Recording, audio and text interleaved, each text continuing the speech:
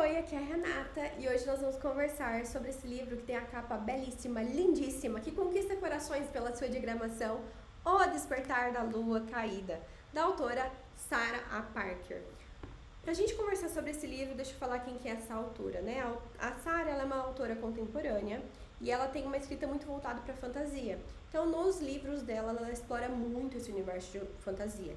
Temos a jornada do herói, temos também seres místicos, elfos, temos dragões. Esse aqui em especial que me chamou a atenção foram os dragões, porque eu tô ali numa sequência de ler todos os livros possíveis de dragões.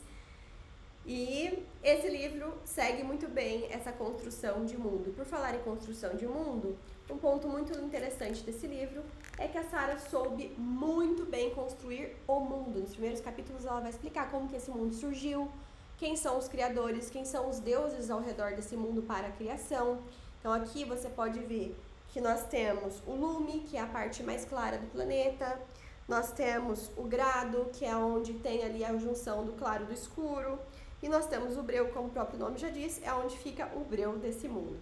Cada parte desse planeta aqui, nós temos um tipo de dragão, e esses dragões, eles têm habilidades também diferentes entre si.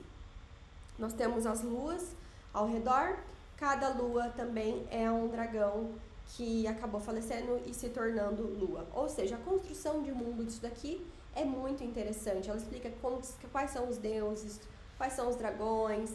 A protagonista nos primeiros capítulos se mostra uma protagonista, que é a Rave, se mostra uma protagonista muito, muito forte, uma protagonista que tem valores muito firmes, ela luta pelas causas dela, ela participa de um grupo de revolução, ela vai lá, ela tem opinião forte, ela não deita pra gente ruim não, ela vai lá e dá um safanão nessas pessoas.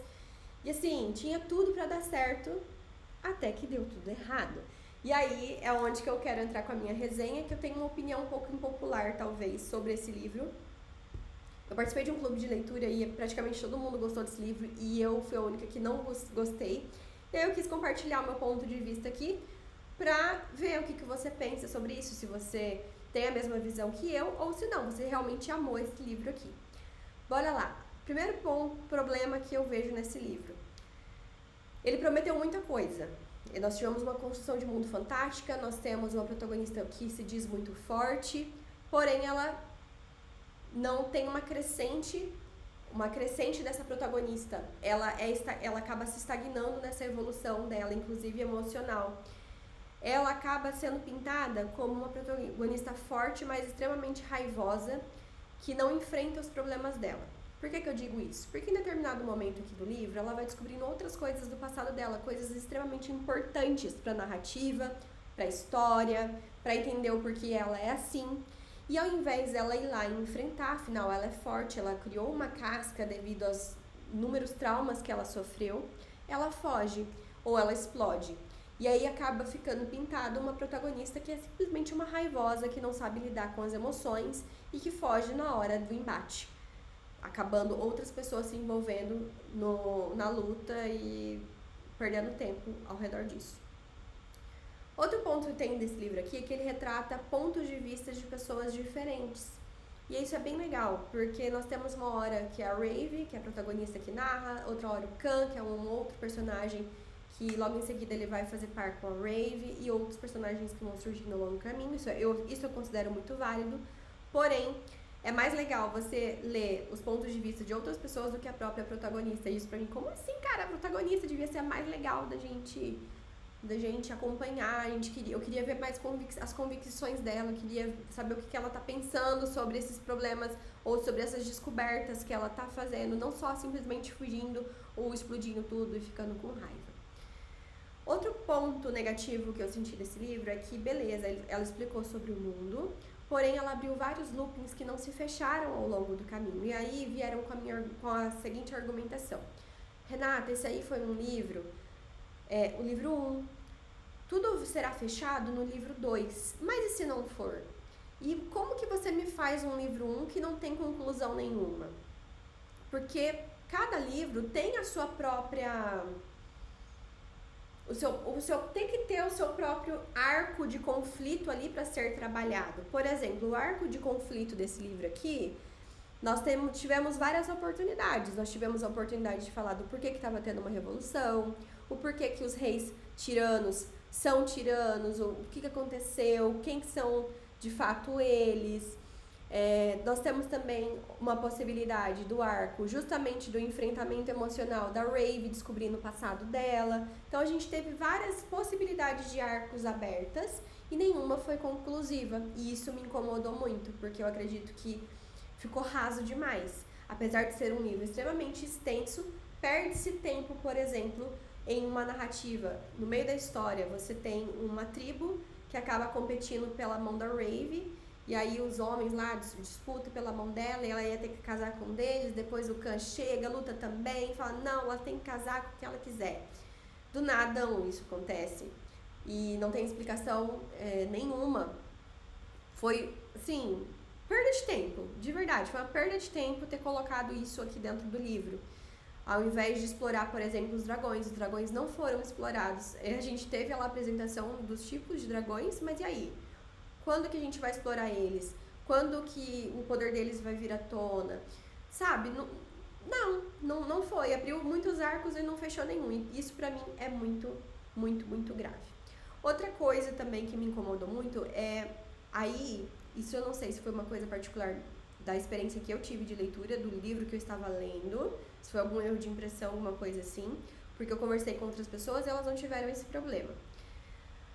No meio do livro, eu tinha algumas palavras que ao invés de estar escrito dia, estava escrito DYA. E não era só na parte do diário, porque sim, nós temos uma parte desse livro aqui, que eu vou até mostrar, nós temos uma outra personagem que chama Eluin. A Eluin é uma personagem, que é essa daqui, ó. Quando ela escreve, é um diário, tá? Então, quando é a Eluin escrevendo, a letra é diferente, é uma letra em itálico. Ela escreve com algumas palavras diferentes, ela escreve dia com Y, ela escreve mamãe e papai de um jeito mais bizarro possível. Por exemplo, mamãe, ela escreve M-A-M-A-I-N e papai P-A-P-A-I-H no final. Isso me incomodou, tá? E eu não vou esconder não gostei. Acho que se a autora quisesse criar novas palavras para se referir a mãe, pai ou o próprio dia, ela poderia ter seguido a referência de Tolkien, que criou palavras élficas e não ficou parecendo assim, preguiça de escrever, entendeu? Tô com preguiça de inventar uma palavra nova aqui para se referir a eles, mas eu preciso criar, porque eu quero criar uma nova linhagem, uma nova escrita, uma nova língua, e eu tenho liberdade poética, eu vou acrescentar só um H no final.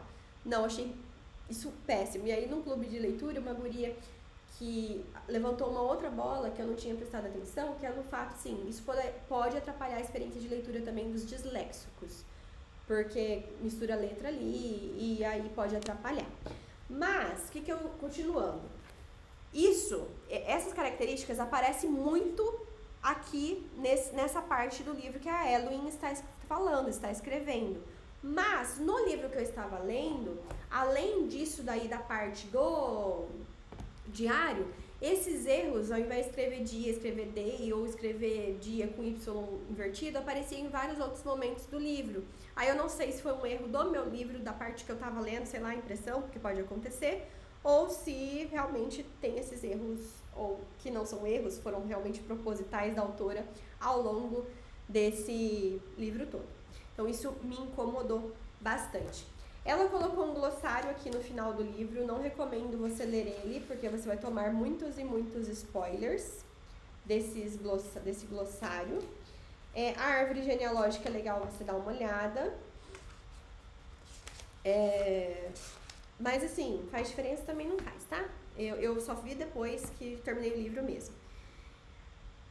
Ok, Renata, mas você tá fazendo uma análise... comparando isso daí, por exemplo, com outros livros de fantasia que você leu, como O Hobbit, como O Senhor dos Anéis, e não é nada a ver, porque isso é um livro de fantasia de romance. Ok, é um livro de fantasia de romance, mas a autora se propôs a também trazer construção de mundo e se propôs a trazer também conflitos políticos aqui dentro. Por isso que eu acho que quando ela se propõe a fazer, ela precisa sim, não só entregar o romance Mamão com Açúcar, porque sim, ele entrega. Se você ler só pelo romance, você vai gostar, porque é uma pegada Enemy to Lovers.